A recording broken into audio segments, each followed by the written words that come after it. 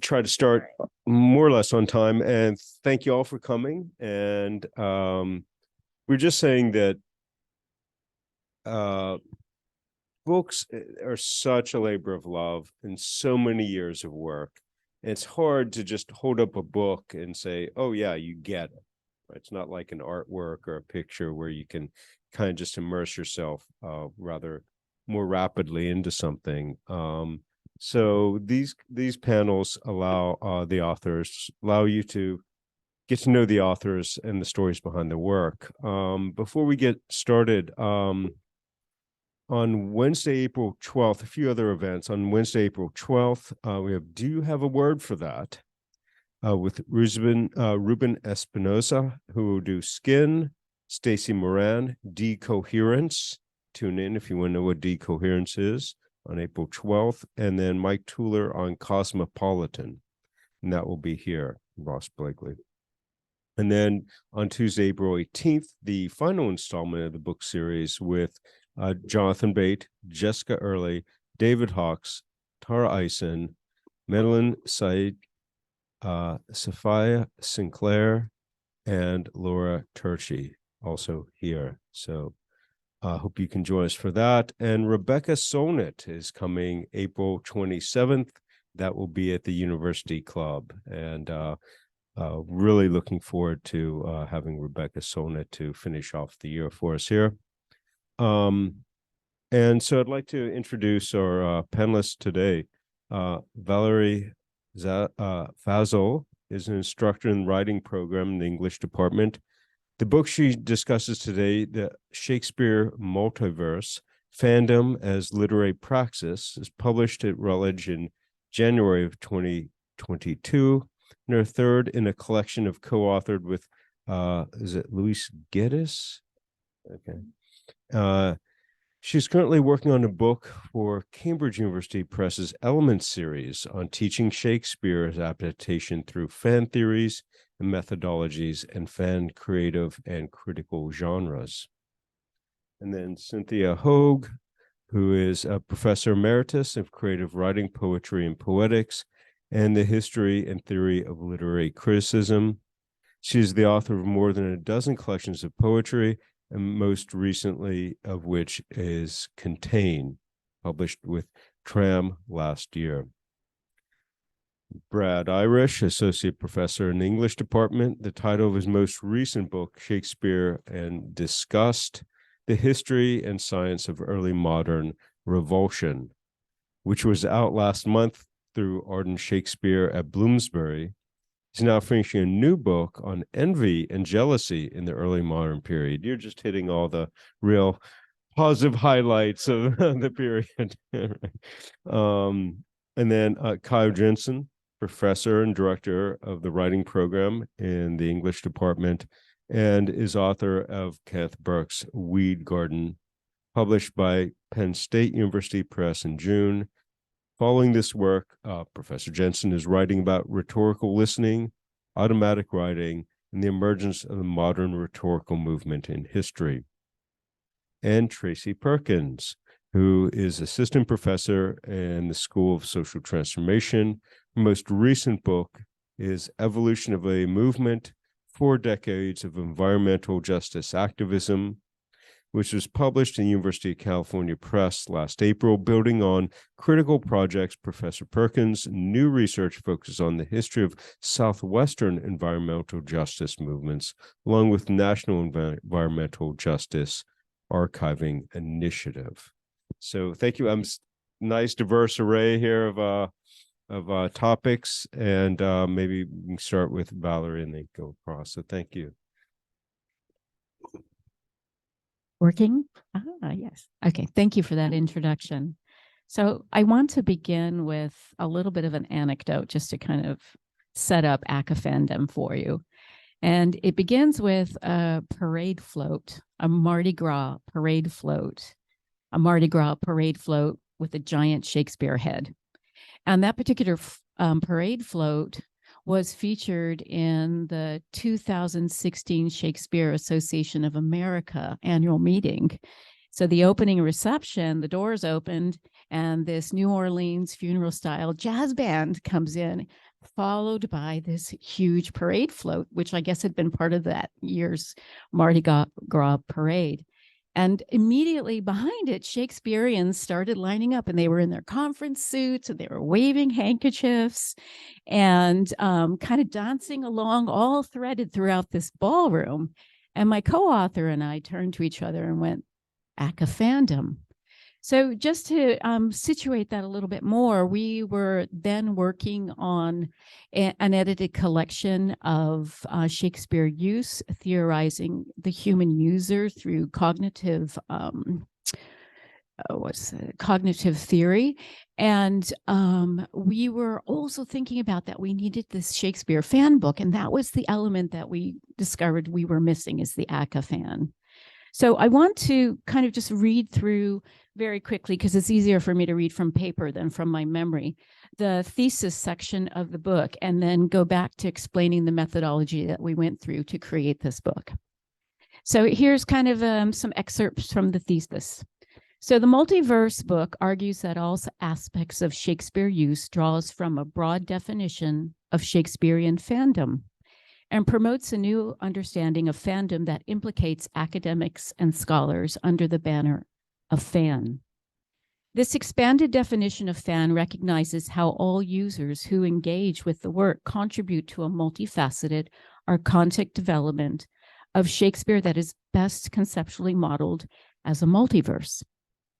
The Shakespeare multiverse is an infinite variety of discrete developing, and nascent worlds and universes, each built from circulations of Shakespeare that emerge as users, whom we argue in the book are cyborg readers, organize Shakespeare data to create cohesive worlds that accord with their interests, values, and individual perspectives.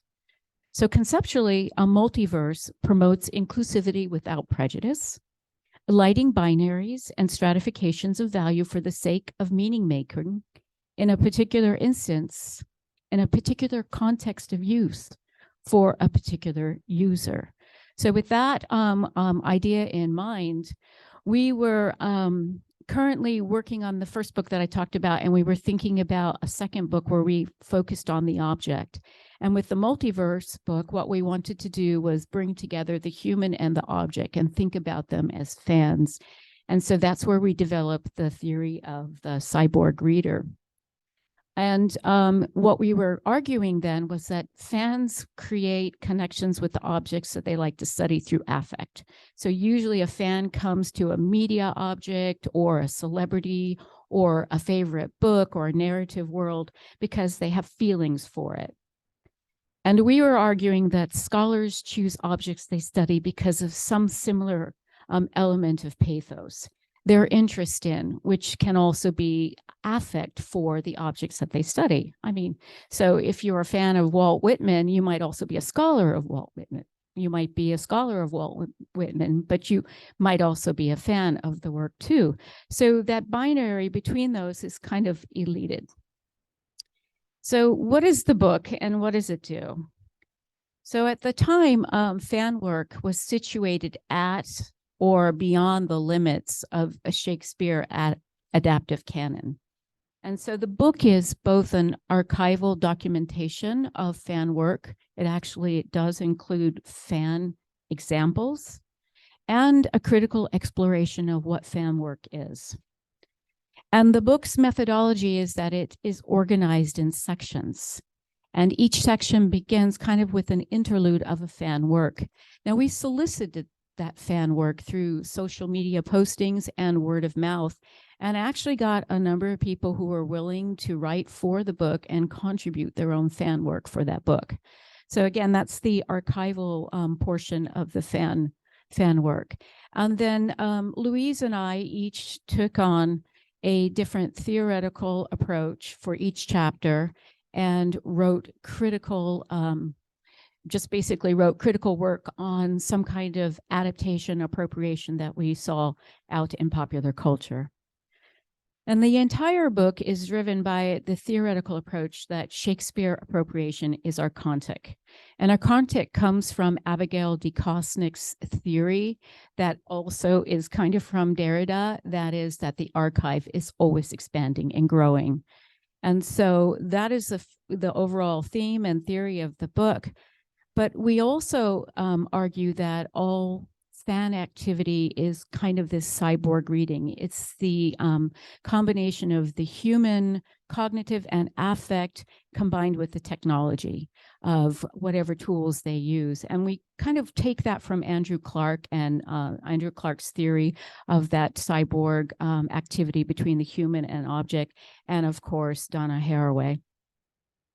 And the individual chapters are built on different kinds of concepts. So we first theorize the cyborg reader, and then we theorize in a second chapter of the archonic text, and we start with the 1623 folio, and we work right through the 16th, 17th, 18th, and 19th century, just going with all these different examples of how the archive that we think of as of Shakespeare expanded.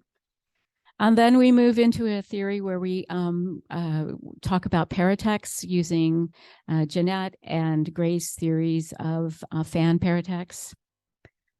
And then our fourth chapter moves into, and this is my favorite chapter, I have to say, it moves into rubbish theory, and we look at ephemeral uses of Shakespeare in popular culture. And we include things like chia head Shakespeare's and cookies baked to represent Shakespeare on the Great British Bake Off and items like that. But I really love that theory, and I love the examples that we use there. And then finally, we push back at the optimism that's usually entailed with fandom studies using Lauren Berlant's theory of cruel optimism, and talk about anti-fandom, and then a concept that we call anti-fandom. And ultimately, I'll finish up here.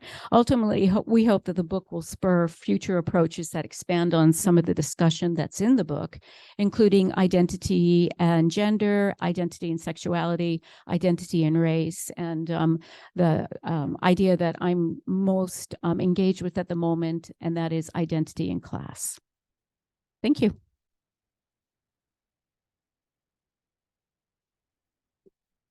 Are you timing us roughly? Sure. All right, you know what, I can set my little, okay, great. Hi, everyone. Thanks for coming, and it's so nice to meet the other authors in the room. My name's Tracy Perkins. I'm an assistant professor in the School of Social Transformation, associated with the Justice Studies and American Studies degree programs.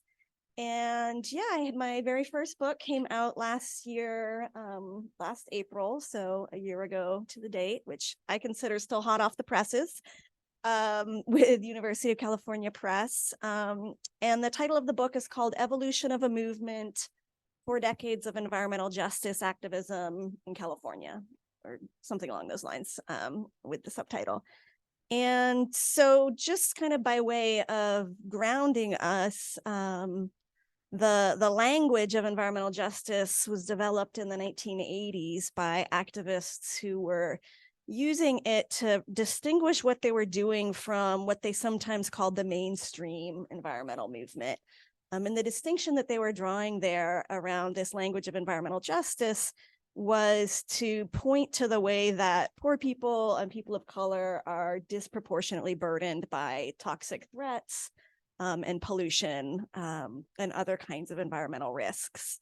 And they kind of developed language distinct from already existing language to describe those threats and to describe what they were doing, because they didn't easily mesh into the already existing environmental movements that were disproportionately white and middle class, sometimes upper class.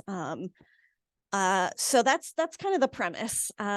My book looks at environmental justice activism in California specifically, and takes a kind of historical approach by charting that movement from its origins, roughly in the 80s through more or less to today. Although I stopped actively interviewing for that project, I think in, 2014, 2018, depending on kind of which sets of interviews. And the purpose of the book is to both kind of document some of the stories and kind of empirical facts of that movement that hadn't been widely known or widely documented before, to integrate, things that were known about this person or this city or this organization or this, cause into like a more cohesive story. And then also to kind of chart that movement's change over time. And so the path that I'm charting is one that is familiar to a lot of social movements these days, in that it starts out, fairly grassroots, fairly oppositional to the state and to corporations, and evolves and gets more kind of professionalized over time. So more embedded in nonprofit structures, more supported by paid staff, more, funded by philanthropy. And in this case, had some limited successes also in institutionalizing their work, not just into nonprofits, but into different kinds of state policymaking. So, overall, it tells kind of some of that story. And this is a dynamic that had been starting to be noted by other scholars with some criticism about, is this kind of a co-optation process fundamentally, was the, debate that was starting to be raised. And so what my book did was to look at some of the reasons why those changes happened by situating them into the historical context. And also by, talking to activists about why their strategies changed over time, broadly speaking. And also to really kind of draw out both the opportunities that activists get when they sort of shift tactics like that, but also some of the drawbacks. And so, certainly activists who were talking about getting access to state spaces and funding, new kinds of constraints were placed on them when they moved into that route. So, funders perhaps might be more directing their activities through funding some things and not others, for example. So the book kind of draws out this middle of the road argument about, both the opportunities and the trade-offs of kind of moving more away from a disruptive style of politics and into something that's a little bit more professionalized, a little bit more collaborative with state agencies. So it talks through kind of a historical trajectory in the first few chapters. Also has a chapter thinking about, why these changes happened, what was going on that facilitated these particular shifts. And then it has a chapter on kind of an older style California environmental justice activism that's situated in a very particular small, Latinx town that hosts the largest hazardous waste landfill west of the Mississippi, and had a number of other environmental health threats to its low-income population, and kind of looks at how that town has addressed those problems from the 80s to today. And then another chapter that looks at a more recent kind of policy activism effort around trying to get equity and justice sort of policy tools put into California's Global Warming Solutions Act, which was considered sort of a path-breaking policy at the time that it was passed in national terms. So, that's the overview. My influences and inspirations, really, a lot of that comes from the activists themselves, who I really enjoy learning from and talking to, and have done different kinds of work across my career to both kind of document their stories and share them as oral history, and also to kind of analyze them in my own writing. So the book built on interviews, participant observation, and my own photography of these same issues, starting as a master's student at UC Davis when I was working on environmental justice issues in California's San Joaquin Valley, and then my PhD at UC Santa Cruz, where I was kind of expanding to the statewide level, and then my first faculty position at Howard University before I came here, where I was doing sort of more targeted interviews on, a couple specific campaigns in California and the California-Arizona border. And yeah, so the grant writing piece, most of the financial support was internal grants from my home institutions. But I got a few small ones for, external sources from the American Sociological Association. So they have kind of a social action grant that I applied for at one point. And then fellowships have been really important. So during my first 5 years on the tenure track at Howard, I did a semester-long fellowship at the Howe program at University of Arizona, which gave me, a semester off from my homeschool duties and some funds to do research, and also a fellowship at the University of Maryland, Baltimore County Drescher Center for the Humanities, which again was that kind of semester away from my responsibilities at my home institution. Neither of those were specifically for this book project. I've always had more luck getting my more action-oriented or public-facing kind of digital humanities type stuff funded. And so that's what those fellowships were explicitly for, but nonetheless, they still opened up more time than I would have had if I stayed at home to kind of also work on the book project along the way, which had a lot of points of overlap with some of the other work. And I'll leave it there. Yeah, thank you.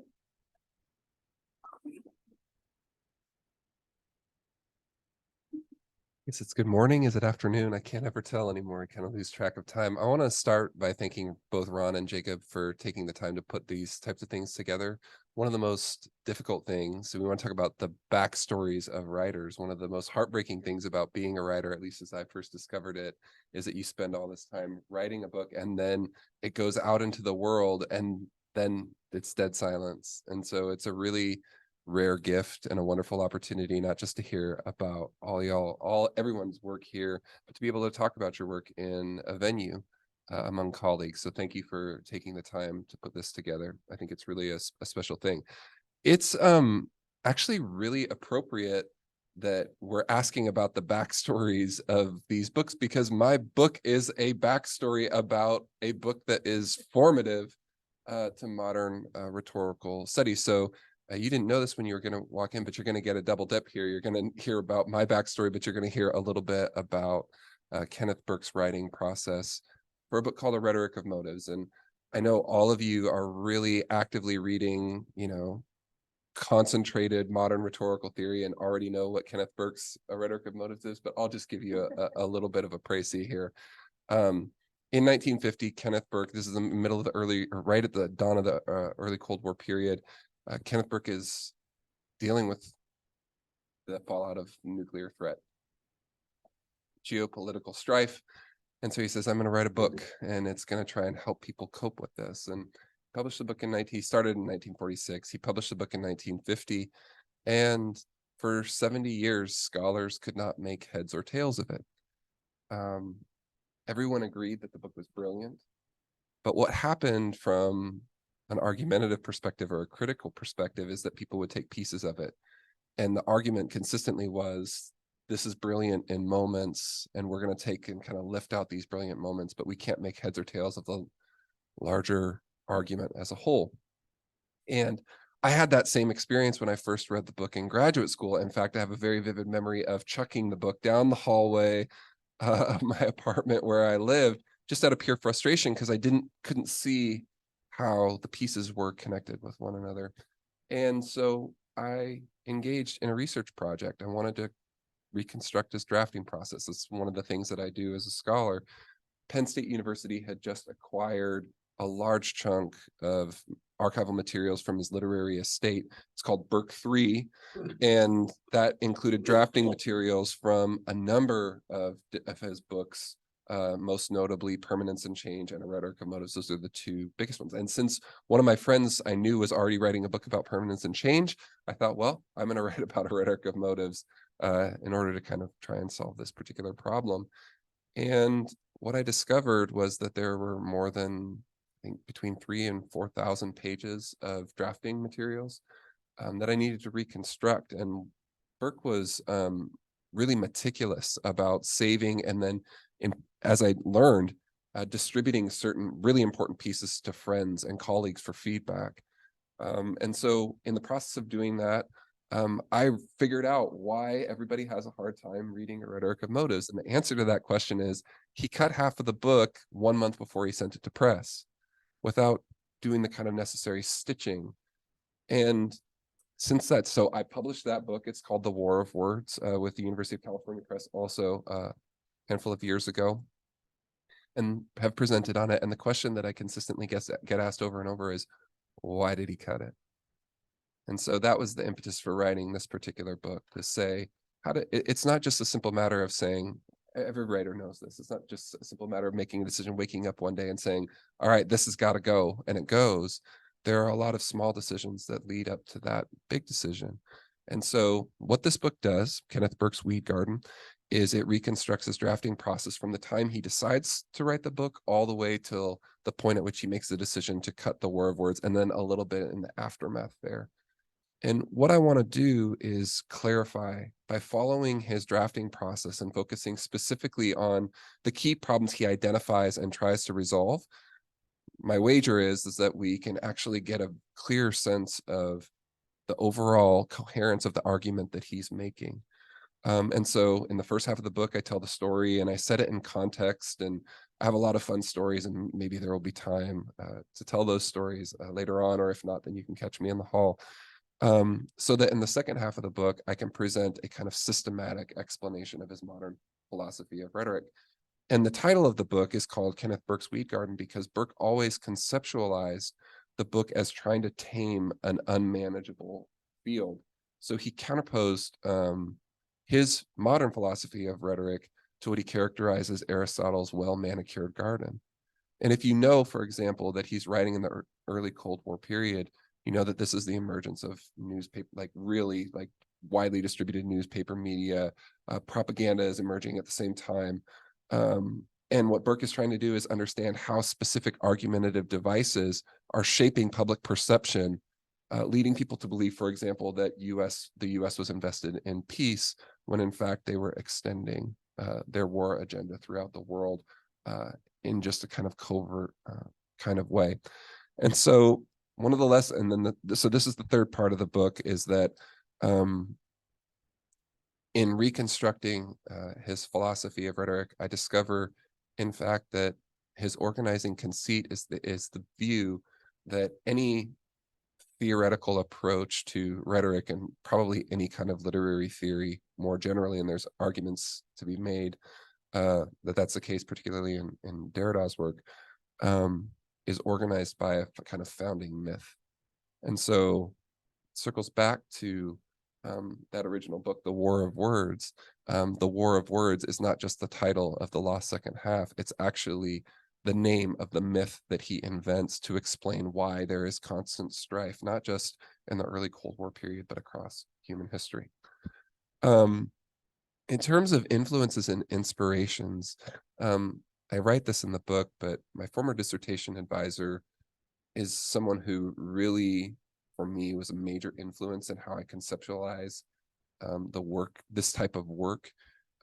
He did not write any, he did not do this like extensive of work, but what he would do is he focused specifically on winning NEH grants and teaching teachers how to use the drafting materials of major literary works to help students understand, high school students in particular, develop a more capacious understanding of what writing entails and how to break apart texts that might otherwise seem really daunting. You know, if he would work with like Melville or Hawthorne, for example, and say, this seems like a text that is, you know, fully formed and you're meant to appreciate it artistically. But if we look at how the writer engages problems that are associated with the development of the work, we can see actually the problems that they address are common among all writers. And that really helps students kind of feel like they can approach the work and then identify as writers themselves. And then there are literary critics like John Bryant and coders such as Ben Fry. If you're not familiar with Ben Fry's work, he has a digital rendition of the full evolution of the origin of species online. If you're interested, I can send you a link to it. But it literally animates through like color coding how the book expanded and contracted in response to specific editions, which I think is a really interesting way to visualize the writing process more generally. And then there are rhetorical scholars. Jack Selzer, whom I dedicate the book to, is really a founding member of the type of like Burke scholarship that doesn't just analyze a theory as theory, but situates it in history. And then Steve Mayu, who, as far as I can tell, is the first scholar to really kind of understand, to encourage rhetorical critics to look at archival materials in the way that I'm looking at it in this particular book. And so I'm happy to answer questions, but I don't want to draw on too long, but that's kind of the backstory. And yeah, if you want to hear more fun stories, I'm very happy to share them with you.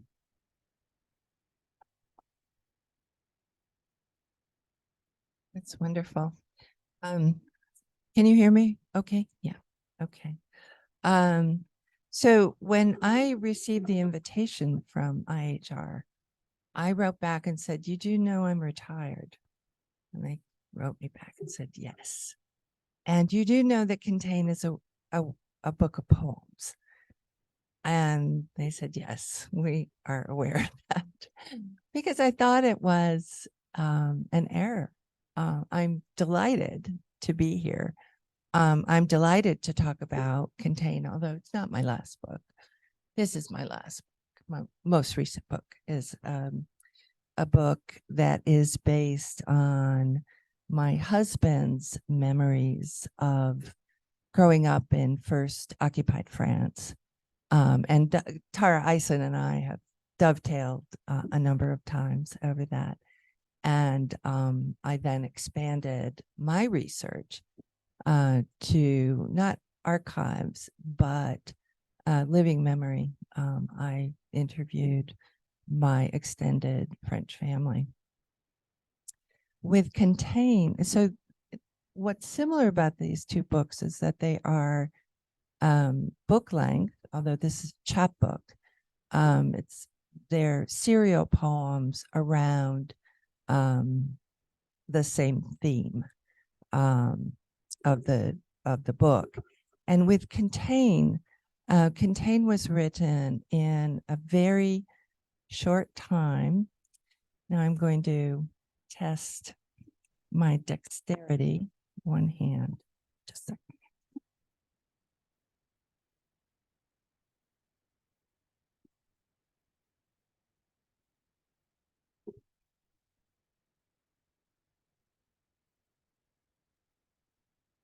We want to update that later.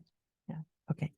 An artist that I had collaborated with on, I had written a slave narrative that I discovered in the archives of the history of Louisiana about a month before I was moving away. And I wrote that. I researched it for about 10 years, and then I wrote it at MacDowell. And she was in residence at MacDowell and has now published an artist book that deconstructs my poem. So she sent me work. She happened to be the artist in residence at Tübingen University in Germany, where she was forced to shelter in place by herself on the campus because she couldn't leave. And what she did was a series of visual meditations on the theme of containment. What she says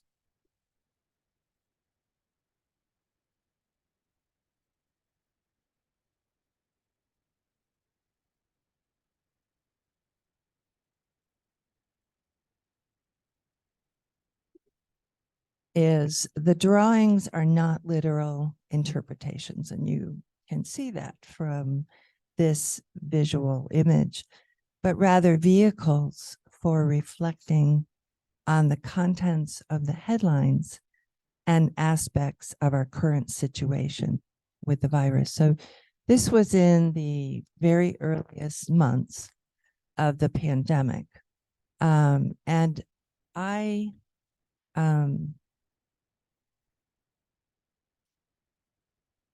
looked at this. So this is the verso side. So the recto side would be the image.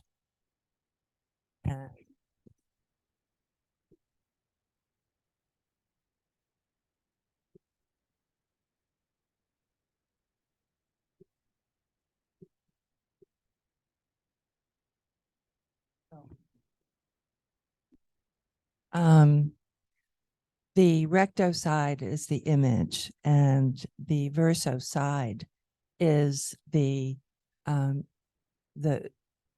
newspaper article that she read and reflected on that day. Since she was in Germany, she was reading the international edition of the New York Times. And I looked at this series and I really went into what I'd call an altered state of consciousness that lasted for 40 days, about 40 days. And I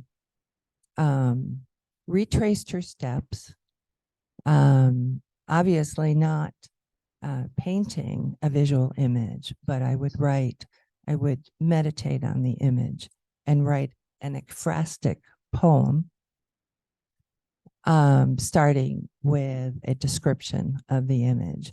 And then for the recto side, I would actually research and find the articles online and read the articles and write what became a documentary poem. So the series alternates between ekphrasis in method and documentary poetics. And it was extremely intense. Writing a work, any work, of course, you're going into a very intensive period of concentration. My experience was that I was in an altered state of consciousness that nothing could disrupt. And since I was sheltering in place at home, there were far fewer distractions. So I'd written in this kind of altered state of consciousness earlier during a period of great personal loss, but I could go in and out. This was quite specific to the pandemic, the catastrophe, all of the political, cultural, and medical issues that arose in the period of time before we had a virus. We had a vaccine, and the intensity lasted until I reached the end of the series. I would go to my desk every day. I would meditate. It was very orderly. And if I was reading the newspaper, I sometimes began, in fact, increasingly began to extend that period of following current events very closely and transforming them in some way, retracing them in some way in the course of writing a poem.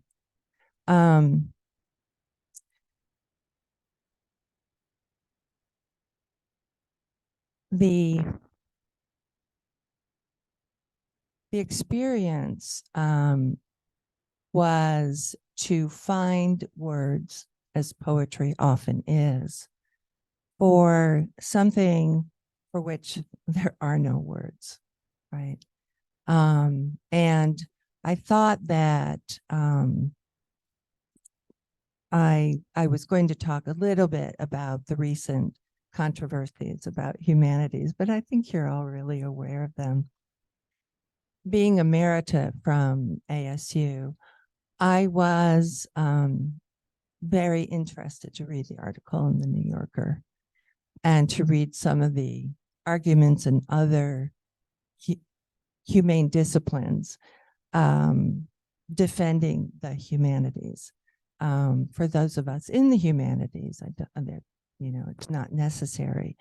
But being away from the institution has made me more aware of the importance of the creative arts and the humanities, and the thoughtfulness and the concern for words that the discipline brings, because you are faced with so many more people who actually are, I would say, stunted by not having arts and the humanities in their lives. And you're just more aware of that because you aren't dealing with classrooms or the institution. I'd like to read a couple of these poems in concert with the visual. And so this is the cover of the chapbook. And it's simply called, this piece is called Containment Number 4.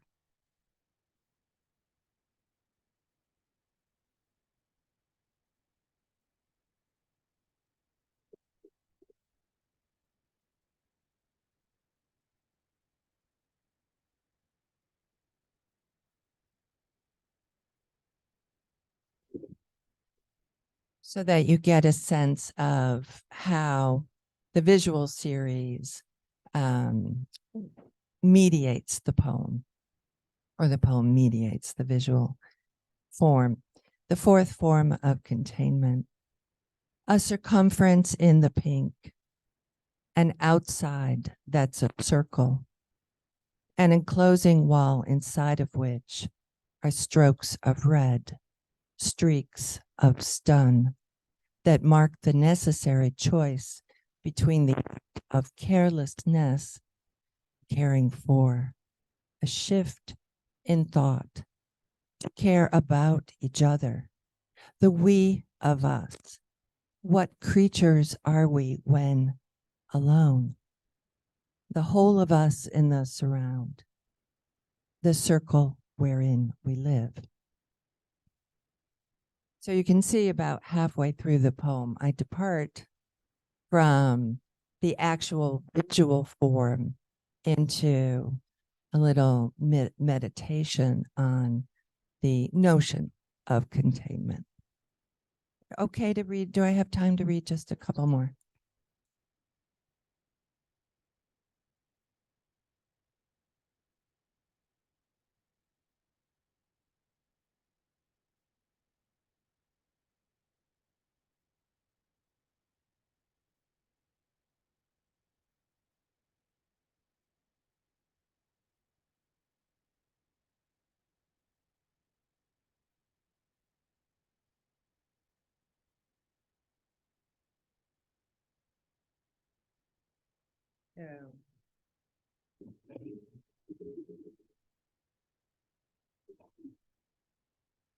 The 12th form of containment.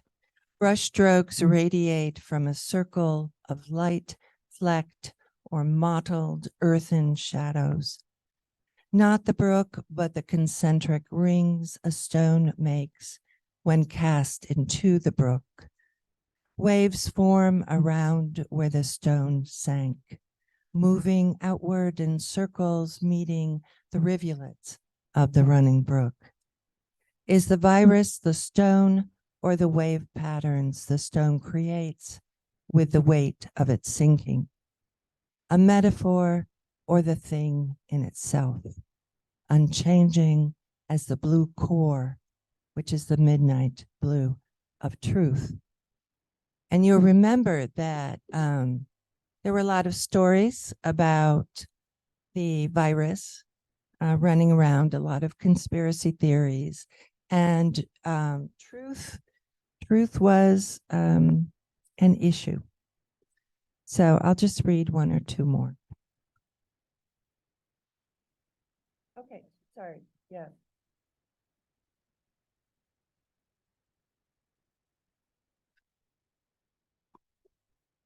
So this is more or less documentary, and it's from a headline: the most serious coronavirus exposures. In the totality of human experience, being alive is a dangerous exposure. In the totality of human emotions, love is a dangerous exposure. Hate often adopts social distancing. In the totality of human imagination, the mind opening to others' suffering is dangerous. Open minds can't be closed.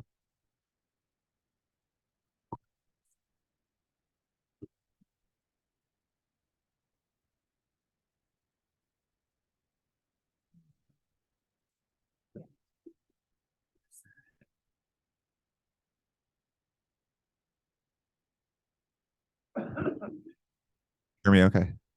Okay. Thank you so much for having me, and thank you so much to everyone. It's been so fascinating learning about your work. Today, I'll just talk a little bit about my book that just came out a couple of weeks ago called Shakespeare and Disgust, The History and Science of Early Modern Revulsion. And I'll tell you a little bit about what the book does, and then I'll go into, I guess, how I got there. I primarily consider myself a literary and cultural history of emotion. So most of my work is on different kinds of emotion in the early modern period, both in terms of how they manifest in literary works, but also how they are theorized by the culture more broadly. And in this book, I basically argue that the emotion of disgust is central to Shakespeare's effective universe throughout his body of works. And I guess the real argument is that Shakespeare utilized disgust at multiple levels, such as individual poetic images, but then also thematic concerns more broadly, and then also in terms of narrative possibilities. He engaged with this emotion, I argue, in a variety of ways. And to sort of explain how that works, I need to actually say a little bit about what disgust does. Because one of the things that I'm very sort of, I always want to make sure that we don't take emotions for granted and use a common sense understanding of what they are. For a long time, scholars have not interrogated emotion because it's just sort of like, oh, well, we all know what happiness is, or we all know what envy is, or we all know what disgust is. But it's really actually a lot more complicated than that, because emotions change across time and place, even if they are to some extent grounded in certain kinds of human universals. And my argument as a scholar of emotion is to always say that we need to really interrogate how these emotions work. So what I should say about disgust, I guess, is that my understanding of the emotion doesn't come from a historicist excavation of what early modern people thought about disgust. So that's not something that I necessarily do in terms of figuring out how it was theorized in the 16th century. Rather, I take an approach drawn from the modern 21st century affective sciences, how disgust is understood by scientists working in laboratories today, psychologists, neuroscientists, etc. And I do talk about the sort of cultures of disgust in 16th century England, but I also talk about disgust as more of this kind of universal phenomenon. And that's something I'll get to in just a second. Disgust basically is theorized as what's called the gatekeeper emotion. And the idea is that it helps guide and protect and regulate the boundaries of human life.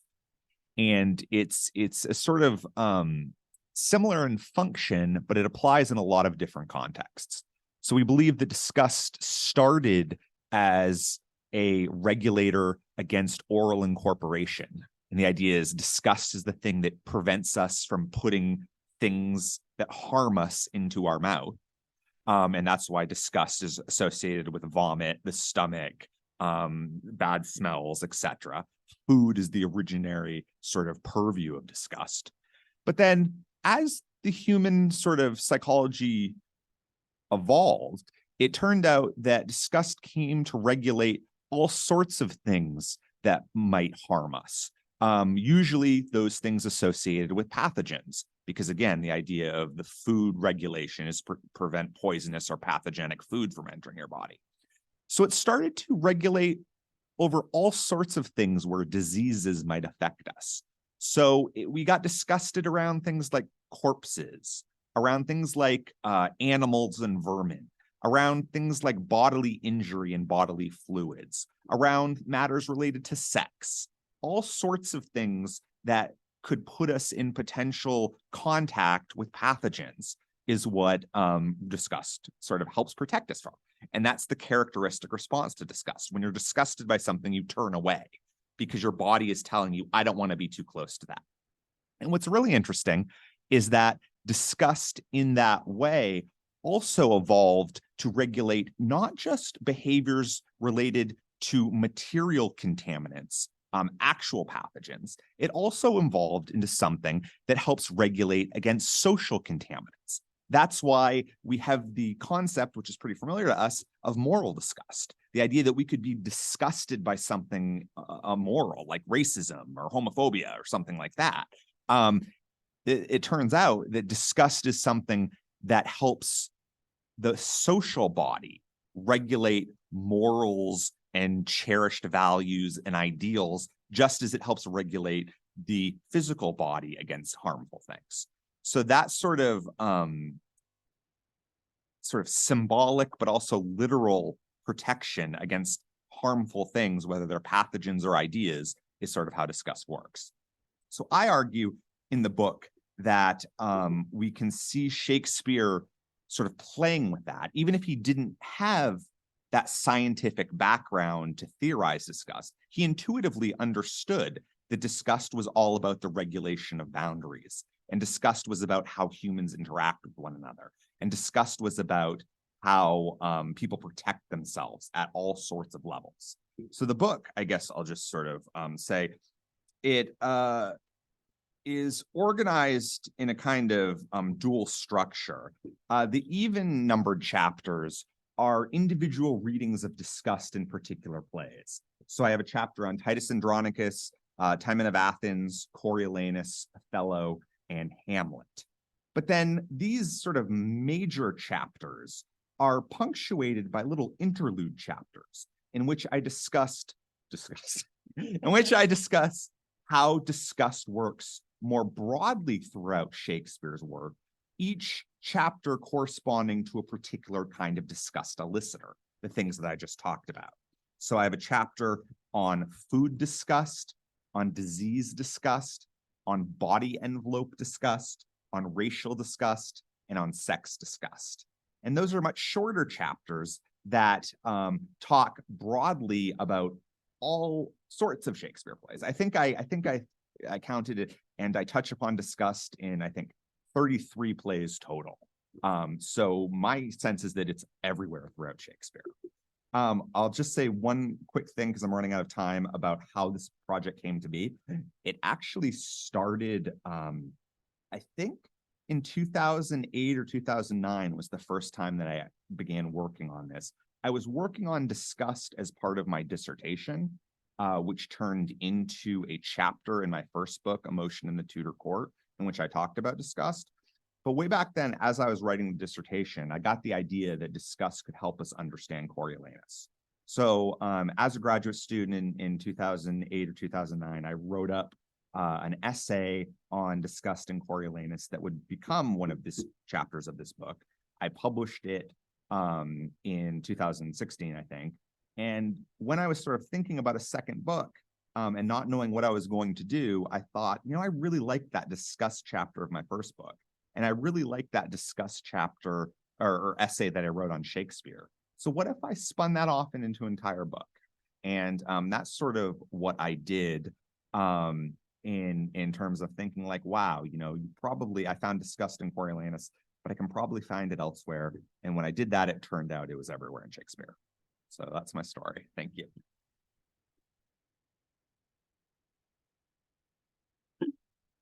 Great.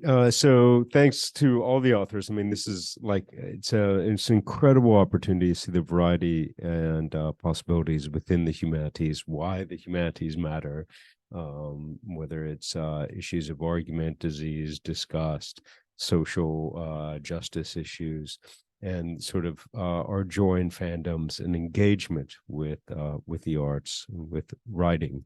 So we do have a little bit of time for questions, and then we're happy, like, if you can stay on a little bit and just chat a little bit longer, that would be fabulous. Are there any online questions? Okay, yeah. Because I have a few, but I'll let you all go first. I didn't have and I will give this to you. So. Oh, thank you. I'm really impressed by all this work, and it's lovely to be in dialogue with you. The poet Marianne Moore was good friends with Kenneth Burke, and I never researched that very much, but I'm thinking of some of her Cold War poetry, and she always had this sensibility of the rhetorical aspect of poetry. Do you happen to know whether there was any dialogue between them about his Kenneth Burke's Cold War thinking, some of her poetry, or his perhaps broader dialogue with poets at the time of the Cold War? It's probably a book that needs to be written. Yeah, if it perhaps already is. I'm not sure. If it has been, I'm not aware of it. Okay, and I should be all right. aware of it. So Yeah. there are a couple of episodic moments that I left out of the book between Kenneth Burke and Marianne Moore. There's not, it's funny I think part of what we need to be really careful about is this book takes a slice out of the really early Cold War period. So you're talking about 1946 to roughly 1951, and the Cold War, as everyone knows, lasted a little bit longer than that. It's funny, Kenneth Burke is famously prolific with all of his correspondences, and he has, if you go into his archives, it's quite literally a who's who of American letters. I did not focus specifically on any dialogue, in large part because there's such a significant chunk of materials from where he's engaging with other people. There's an entire book dedicated, for example, to Burke's relationship with Ralph Ellison. And I just let Brian Crable do that work, and I factored a little bit of it into the story here, but focused largely with, if you know Marianne Moore, of course, the early modern or the modern poetry journal, The Dial. He was in, and that was owned by James Sibley Watson, who was Burke's close mentor. He goes back and forth with James Sibley Watson more than anybody else. And in fact, Watson can be credited for kind of asking the questions that led to the major evolutions of the argument as a whole. And turns out that, part of the process for developing this argument was going into the Dial papers. A lot of the drafts were held in his private papers at the New York Public Library. But no, I mean, that's a roundabout way of answering your question. No, she doesn't figure very much in this particular book, but there are other scholars who. Yeah, she probably was more influenced by him than he would have been, but I wouldn't be able to say. Yeah. Crosstalk's great. Yeah, thanks. This is about the disgust piece. And so you mentioned you had one of your interludes was on race and disgust in Shakespeare. And so your first introduction had given the example of sort of disgust functioning to around cherished, just enforcing cherished norms, like, for example, kind of an anti-racist disgust in the face of racism. And I'm guessing it didn't appear that way in Shakespeare. I'm guessing it worked in the opposite direction of disgust being a way that racism was enforced and the way that sort of social groups were defining their boundaries. Can you speak more to that? Or just sort of the idea of disgust moving in opposite directions around the same theme? Right. That's okay.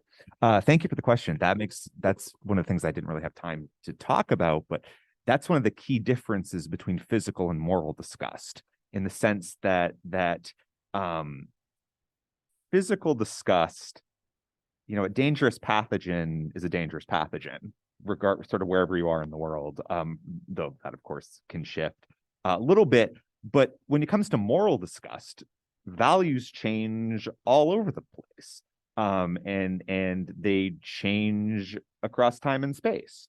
So, for example, what is one group's cherished moral values? I mentioned like anti-racism. In this context, there are people who are disgusted by interracial marriage, right? So it's this sort of two sides of the same coin.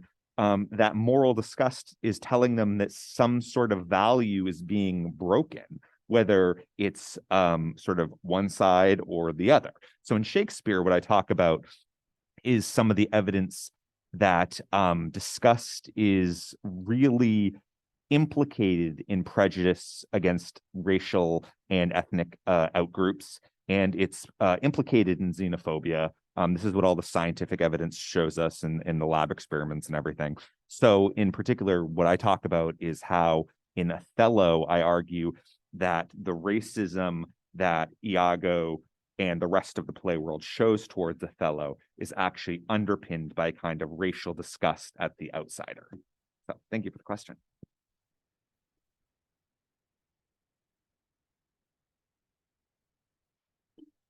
It's really kind of exciting to talk about others. So I have a lot of questions. When I was thinking of the Tracy of the California system,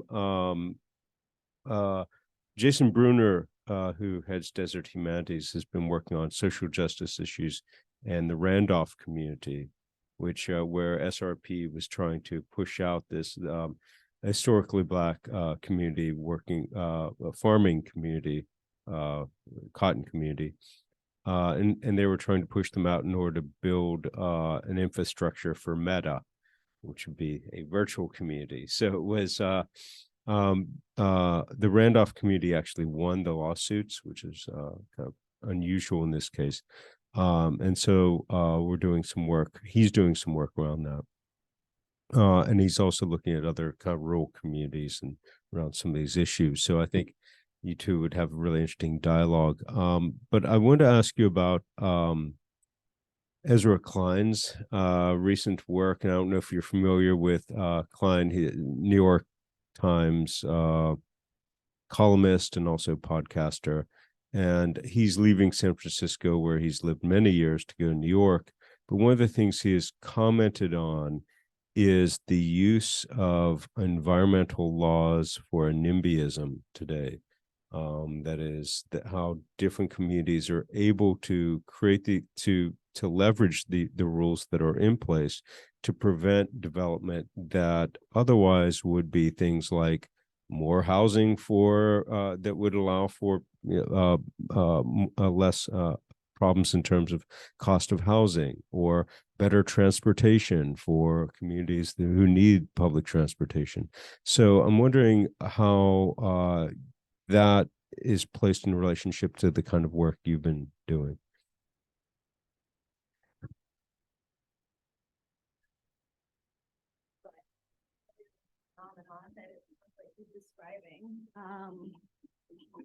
I mean, I guess there's a few points to make. One is it's unwise to conflate an environmentalism in general and environmental goals in general with social justice in general.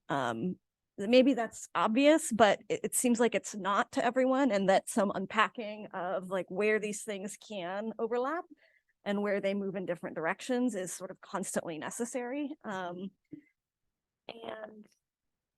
so, yes, part of what the US environmental justice movement has long been a victim of is being sort of on the bottom end of white communities' NIMBYist practices and their kind of greater, often political resources in fending off unwanted land uses like landfills and incinerators and industry, and how that relates to zoning. In particular, environmental justice activists themselves have sometimes been called NIMBYists, which I think is a little bit unfair when you're kind of the bottom rung of all the other local kind of more politically powerful communities having, you know, successfully rejected something and then it lands on your doorstep and you don't want it either. And so, you know, there's a way in which poor communities and communities of color have been very consistently across time and space, not in every place, but consistently asked to kind of shoulder the burden for everybody else. Well, we, you know, the landfill's got to go somewhere. We need electricity. You know, we got to keep the lights on. You know, somebody's got to grow the food and, you know, live near it and deal with the pesticides. So I think it's kind of inappropriate, and I know this isn't exactly your question, to call those people NIMBYists for trying to protect themselves from kind of the broader system's NIMBYism. So, but to your point, you know, yes, environmental laws can be used for a variety of purposes, some of which undercut, you know, poor people's needs, and in ways that relate to both kind of what tends to be unwanted land uses, you know, and sort of the inverse, you know, where the good stuff goes, where the parks go, where the public transportation infrastructure is most robust, et cetera. So that's all that comes to mind most immediately. But yeah, it's kind of this constant dynamic that the environmental justice groups have to navigate around, like some issues that just, they come up over and over and over again. They're the same, you know, this Randolph issue, and some of which, you know, are evolving slightly over time. Yeah. I just found that really an interesting complexity within the system. Yeah, and then can we talk a little bit about fandom as well? Just because I'm really interested in, I mean, it's you know, something that we're seeing across different genres and different materials, is this desire to sort of participate, to feel participatory with the author or with the, you know, sometimes you see it in gaming, you see, you know, Jane Austen stuff, like different sort of versions of offshoots of novels. We're seeing with Star Wars offshoots of, you know, that universe, and just how fandom plays into both keeping authors alive, you know, in our cultural memory, as well as shaping how we think about that author today. I was wondering, talk a little bit about that. Okay. Actually, the book has, I mentioned Walt Whitman earlier, and I'm obviously not a Whitman scholar, but one of the examples we took at with the book was talking about the anti-fandom that Walt Whitman might engender in somebody who's a scholar of Walt Whitman. And we have a particular example of a Black scholar investigating Walt Whitman's poetry and then his life, who, you know, he was definitely racist, right? So what do you do when you have, or you follow a fandom, or you're a fan of some cultural object, and that object could be a human or a work, right? What do you do when you suddenly realize that your favorite item is problematic, right? And so I'm getting to your question here, but I think what happens then is, as an academic, you do the academic thing. You examine the object and you do what we do, and that is we deconstruct it and we put it back together and we choose the parts of our fan following of that author, of Whitman, for example. And that's what we work with. And we also acknowledge the troubling and the problematic aspects of it. So we think, in answer to your question, as academics, we keep something like Whitman's work alive.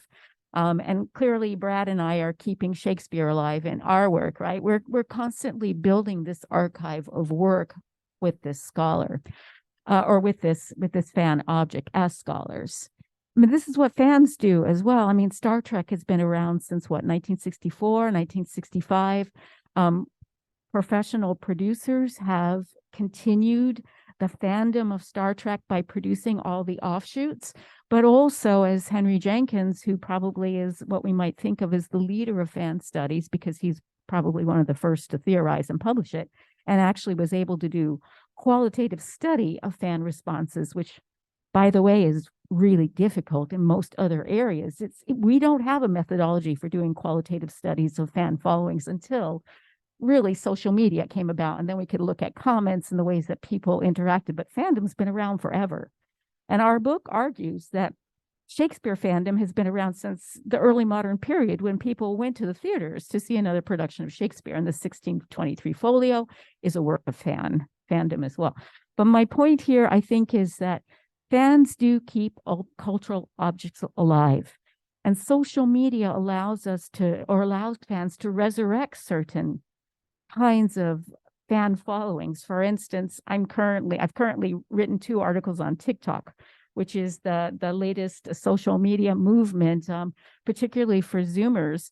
And one paper I recently wrote was on the then and now phenomenon of Zoomers producing images of hot male stars from the 1990s to the images of those individuals now. So we're talking about like Brad Pitt and Leonardo DiCaprio. And I went into it because Leonardo DiCaprio images from Romeo and Juliet in 1996 is engendering this kind of nostalgia for an experience that a lot of Zoomers had never really had. They never really knew Leonardo DiCaprio as a 19-year-old, but they feel they have through these social media. So they're kind of resurrecting a young Leonardo DiCaprio, and at the same time, they're continuing to make popular a 1996 film, and continuing to make popular the works of Shakespeare, like Romeo and Juliet. I mean, there are so many instances, and you could get me started, and I could probably talk for another hour, but I won't. But I'm hoping in some way I answered your question. Yeah, no, that was actually really lovely. Okay, thank you. I just wanted to comment on the connectivity here in our work, because I hadn't thought of examining John Muir through the lens of fandom, but what you were saying about Walt Whitman kind of connects a lot. You know, he's this sort of iconic early environmental hero to many. So arguably he has a huge fan base, and is also somebody whose kind of early racist writings have been getting more circulation in recent years. And then this cultural tussle among environmental groups, and in particular the Sierra Club, which really, you know, he was one of the founders, so they tend to hold him in high esteem.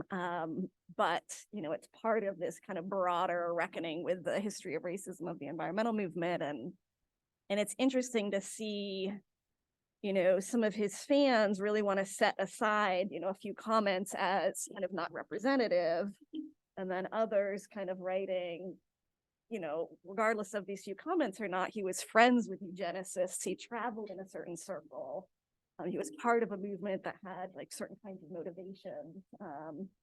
So yeah, maybe I'll look at your book and see what borrowable stuff there is on fandom for thinking about him. It's great. It's nice to see some cross-contamination, as it were. I just wanted to ask Cynthia quickly. I love the way you described the sort of writing process of Contain, and that sort of altered state you were in.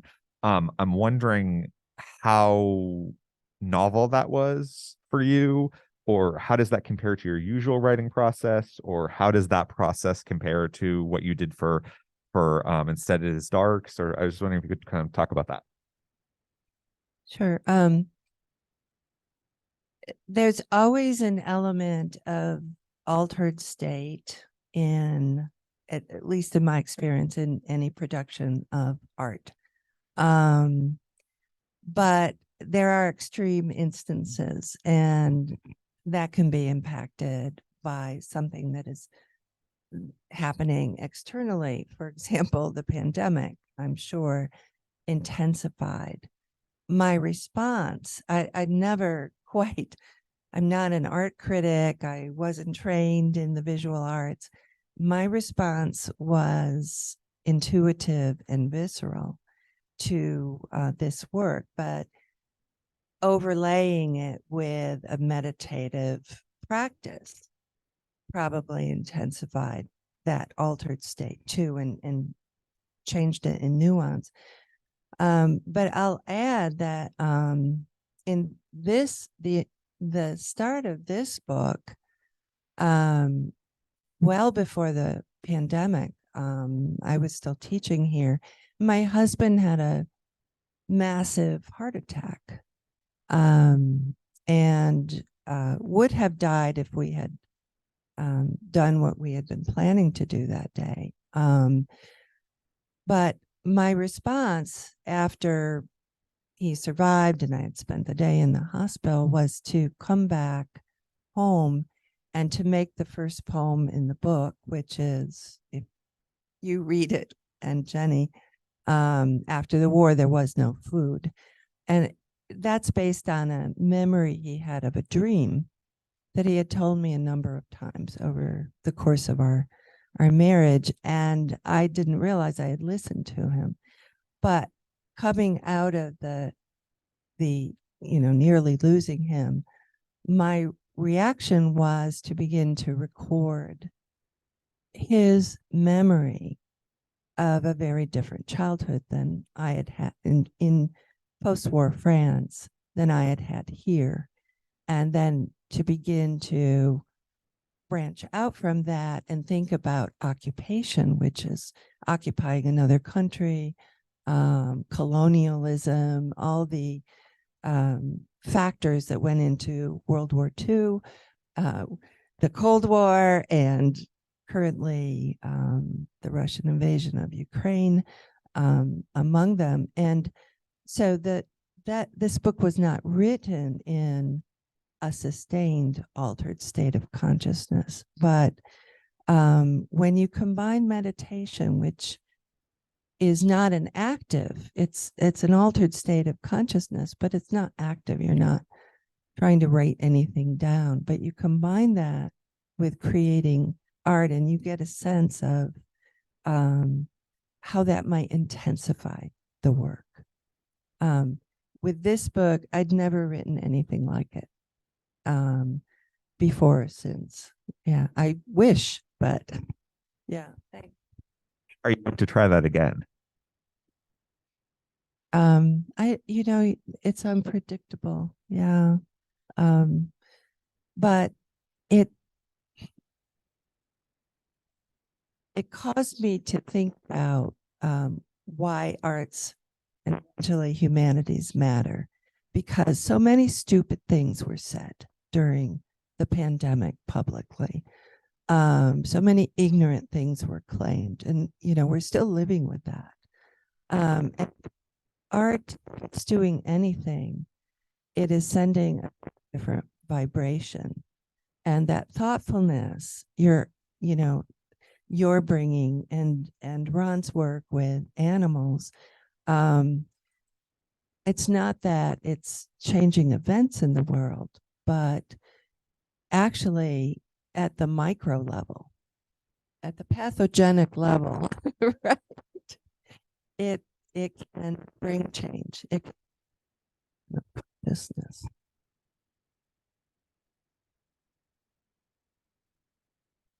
I'm going to end with transformation of consciousness. That seems like a pretty good place to wrap this up, at least for now. And feel free to stay around and chat among some further. And thank everyone for coming. These events remind me of why I love the humanities, why I got into this job in the first place as a writer, and it also makes me really proud of the Institute and the opportunities within the Institute to showcase our wonderful faculty. So thank you all.